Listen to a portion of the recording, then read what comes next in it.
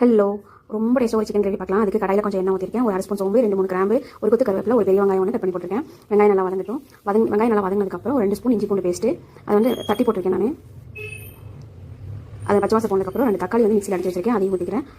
ஜாரில் கொஞ்சம் தண்ணி ஊற்றி அதையும் ஊற்றிக்கிறேன். ஊற்றிட்டு ஒரு பச்சை மிளகாய் ஒன்று போட்டு நல்லா தக்காளி நல்லா வதங்கி வரட்டும். அதுக்குள்ளே ஒரு பொடி ஒன்று ரெடி பண்ணிக்கலாம். அதுக்கு ஒரு கடாய் வச்சு 2 டேபிள் ஸ்பூன் மல்லி விதை, ஒரு 3 வரமிளகா, 2 துண்டு பட்டை, ஒரு அரை ஸ்பூன் மிளகு, ஒரு ஸ்பூன் சோம்பு நல்லா வறுத்து எடுத்துக்கலாம். வறுத்து தண்ணி ஊற்றாமல் பொடி பவுடராக அரைச்சி எடுத்துக்கோங்க. அதுக்கப்புறம் தக்காளி வெந்ததுக்கப்புறம் அந்த அரைச்சி வச்ச பொடியும் போட்டு நல்லா வதக்கிக்கலாம். வதக்கிட்டு ஒரு 1/2 kg சிக்கன் கழுவி வச்சிருக்கேன். அதையும் போட்டுக்கிறேன். அதை நல்லா மிக்ஸ் பண்ணி விடுங்க.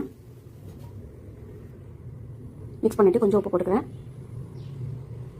நல்லா மிக்ஸ் பண்ணிவிட்டு எவ்வளோ தண்ணி வேணுமோ அவ்வளோ தண்ணி ஊற்றிக்கோங்க.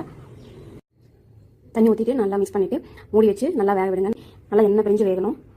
என்னோட ரெசிபிஸ் எல்லாம் உங்களுக்கு பிடிச்சிருந்தா ப்ளீஸ் சப்ஸ்கிரைப் பண்ணுங்கள். இப்போ பாருங்கள் நல்லா வெந்துருச்சு, எண்ணெய் பிரிஞ்சு வந்திருக்கு. கொத்தமல்லி தழை தூவி ஆஃப் பண்ணிடுங்க. அவ்வளோதான். ரொம்ப டேஸ்ட்.